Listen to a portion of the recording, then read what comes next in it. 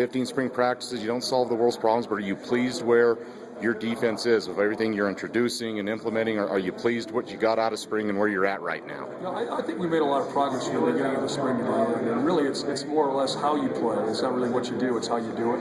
I think our guys are really trying to buy into the physical and style of football and the aggressive hard hitting and the effort that we're going to need to be successul around here. So I think we got that established. We had a good groundwork there. We got a lot of the schemes introduced, and another goal was to try to decide or figure out at least who our top 25 players were. I think we made a lot of strides towards identifying the guys on this team that can help us win the championship.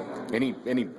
Any pleasant surprises from the spring from either a unit or even individuals that stood out to you?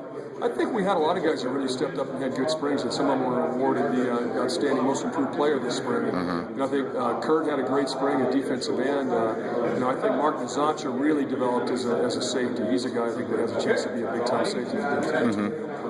I thought the two young corners improved, Darren White and DeAndre Jones. And I think obviously Zach Berg had a great spring. So I think there were a lot of bright spots, a lot of guys that really improved over the last 15 practices. So what will have to happen now, Chris, from now?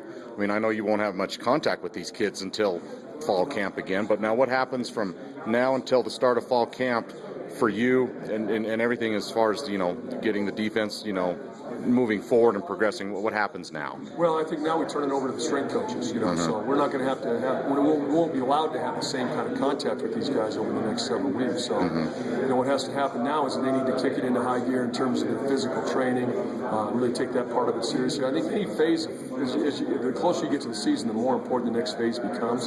So the winter conditioning phase was critical to build strength, spring football, just in terms of introducing the new schemes, but now the summer part is even more critical because we're going to be who we are when we come back in August. We won't be able to do anything physically and really improve ourselves throughout the season. So it's important we have a great summer and the guys come in, buy in, get in this thing together and get ready to go for a great season.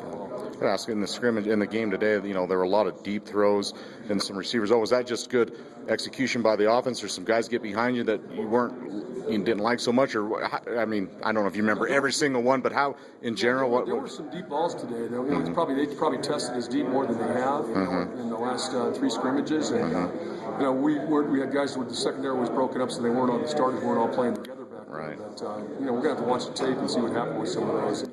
Once I think we were in a position to make a play and didn't make it, but you're right. That was my biggest concern coming out of the scrimmages. We've got to keep people in front of us. Gotcha. All right, sounds good.